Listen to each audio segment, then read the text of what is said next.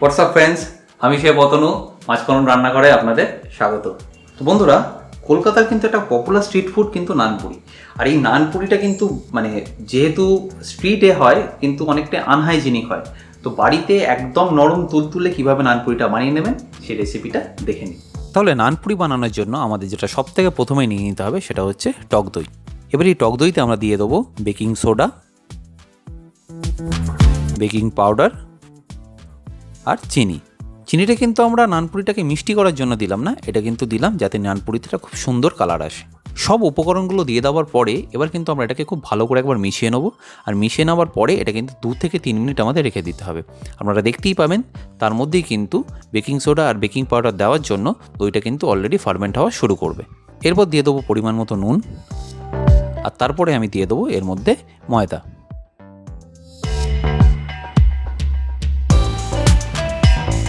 এবার দই আর বাকি উপকরণের সাথে ভালো করে কিন্তু ময়দাটাকে মিশিয়ে নিতে হবে।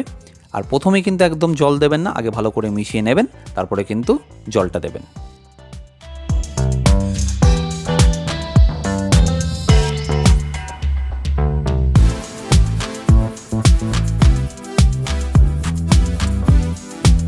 আর জলটা দেওয়ার সময় কিন্তু মাথায় রাখতে হবে একবারে কিন্তু পুরো জলটা দেবেন না, যতটুকুনি লাগবে আস্তে আস্তে ময়দাটা মাখতে থাকবেন আর জলটা দিতে থাকবেন।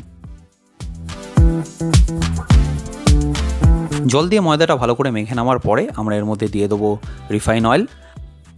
আর সেটাকে কিন্তু খুব ভালো করে ঠেসে মেখে নিতে হবে। দেখতেই পাচ্ছেন আমি যেভাবে মাখছি সেভাবে কিন্তু ভালো করে মেখে অয়েলটাকে কিন্তু এই পুরো ময়দার মধ্যে ঢুকিয়ে দিতে হবে।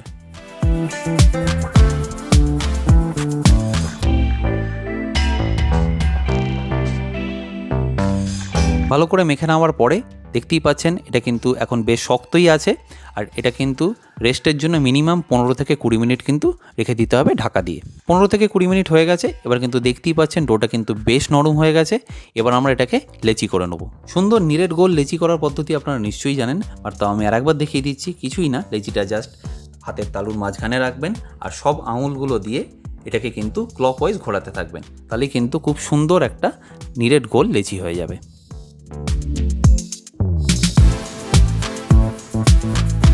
লেচি করার সাথে সাথে কিন্তু এটাকে বেলবেন না, তাহলে কিন্তু এটা একদমই বেলা যাবে না, কারণ তখন গ্লুটেনটা অ্যাক্টিভ থাকে।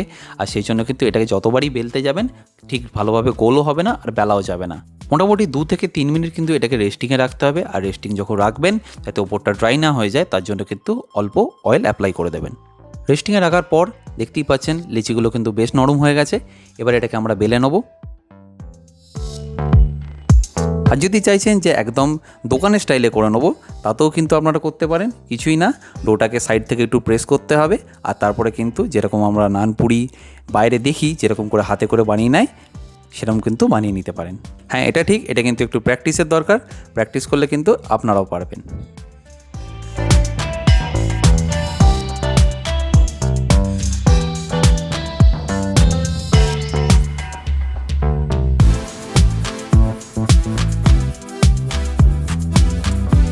এবার আমরা গ্যাসটা জ্বালিয়ে নেবো আর নানপুরি ফ্রাই করার জন্য আমরা একটা পাত্র আর তাতে আমরা তেল নিয়ে নেব।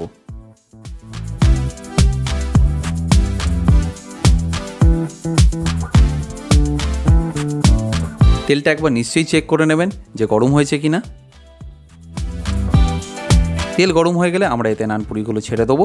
বাট এটা কিন্তু মাথায় রাখতে হবে তেল যদি ভালো করে গরম না হয় নানপুরি কিন্তু একদমই নরম হবে না।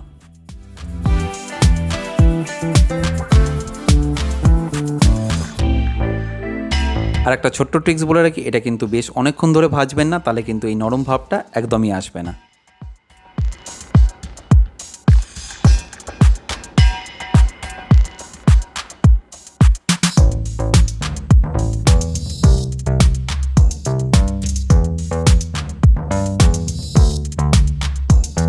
দেখতেই পাচ্ছেন খুব সুন্দর কিন্তু একটা কালার চলে এসেছে।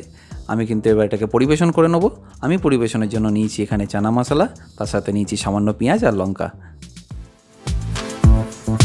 আপনারা কিন্তু নিশ্চয়ই জানাবেন আপনাদের কীরকম লাগলো এই রেসিপিটা করে, আর আপনারা কী দিয়ে নানপুরিটা এনজয় করলেন সেটা কিন্তু আমাকে কমেন্টে জানাবেন। বন্ধুরা দেখতেই পাচ্ছেন এটা কিন্তু কতটা নরম হয়েছে আর ভেতর থেকে কিন্তু কতটা ফ্লাপি হয়েছে।